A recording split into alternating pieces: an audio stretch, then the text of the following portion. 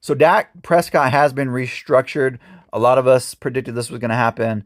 Actually, I thought they were probably just going to give him an extension. I'm happy to report that this is not an extension. This is just a restructure. So they're reducing his base salary to 2 million and pushing out those signing bonuses over those void years. Now, those void years are a little bit tricky. And what happens next year basically is he's going to have a $60 million cap hit. And you can kind of see that on Spot Track, what that looks like. Now, if you want to move on from Dak Prescott next year, let's say things don't work out again. Let's say we get to the end of the season and God forbid we go and play the 49ers again and we, God forbid, lose to them and God forbid it's Dak Prescott's fault again. You would have to be forced with the front office would have to make serious consideration of just moving on from Dak Prescott at that point. Now, $60 million dead cap hit is not as bad as it would have been this year with $89 million, but it's still pretty tough pill to swallow. And so they would pretty much have to be forced to either figure out how to restructure this. I don't know how they would be able to at that point put more money on those voidable years. I guess it's possible. To me, at that point, you would either have to extend him to avoid the $60 million cap hit, or basically do a June 1st hit, June 1st cut, and extend that $60 million cap hit and dead money over 2 years. So I think there is some options starting next year with Dak Prescott, where if you're not happy as a front office, you could theoretically move on.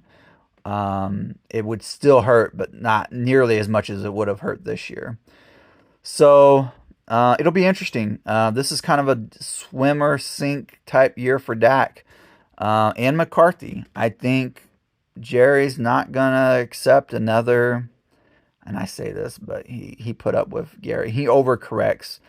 But I don't think he'll stay with McCarthy longer than as long as he did with Garrett. I think he'll overcorrect again, and if he feels like it's time to move on, he'll move on. And I think that's a real possibility. I think that's part of the catalyst for keeping Tony Pollard. They got a lot of criticism last year for not keeping Amari Cooper.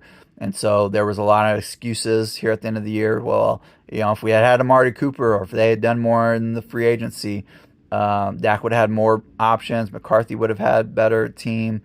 They could have done something more. Obviously, we know that's all conjecture because at the end of the day, Dak Prescott just didn't show up in that playoff game against the Niners, and that's why we lost ultimately. But I do think coming into this next year, after the end of this next year, there's going to be some interesting decisions that have to be made, and that can be made. This year, your hands were tied. No one's going to swallow a $90 million dead cap hit on their roster. I mean, that's more than half your cap in one fell swoop. So there was no way that was going to happen. But next year, $60 million, that's more reasonable, especially you can do a post-June 1st cut, and you could make it manageable. And again, that kind of has to be the route that you're going to have to do, because it's either that or $60 million, and you're not going to carry a quarterback at $60 million on your cap hit. Doubtful. All right, let me know what you guys think and what you hope to see come out of this free agency money that they've freed up. And yeah, go Cowboys.